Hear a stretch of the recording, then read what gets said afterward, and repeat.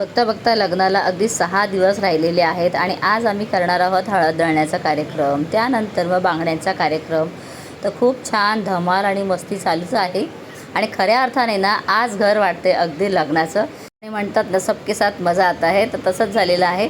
तर आता ना इथे ताईने जाती वगैरे ठेवून सुंदर एकदम रांगोळी काढून घेतली, फुलांचं डेकोरेशन केलं आणि तेच डेकोरेशन अजून छान दिसावं यासाठी ना इथे ब्लाऊज पीस जे आहेत त्याच्याने सुद्धा डिझाईन बनवायची आहे. तर आम्ही सगळ्याजणी तिला मदत करतो आहे. तर कोणी काय करते तर कोणी काय चालूच आहे, नंदा जावा सगळ्या मिळून करतो आहे, म्हणजे 2 हातांची ही कामं नाही आहेत. तर यासाठी ना सगळ्यांनी एकत्र येऊन केलं की असं सगळं छान.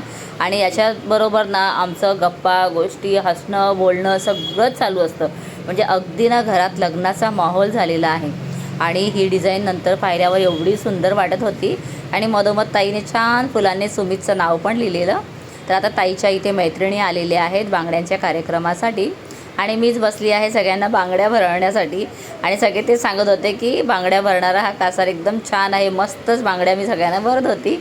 तर ते झाल्यानंतर सगळ्यांनी येऊन ना मस्त बाहेर असा डान्स केला, म्हणजे काय विचारायलाच नको. आजचा दिवस ना सकाळपासून संध्याकाळपर्यंत फुल एनर्जीचा. आणि सगळ्यात शेवटी आता इथे दळायला घेतली आहे हळद.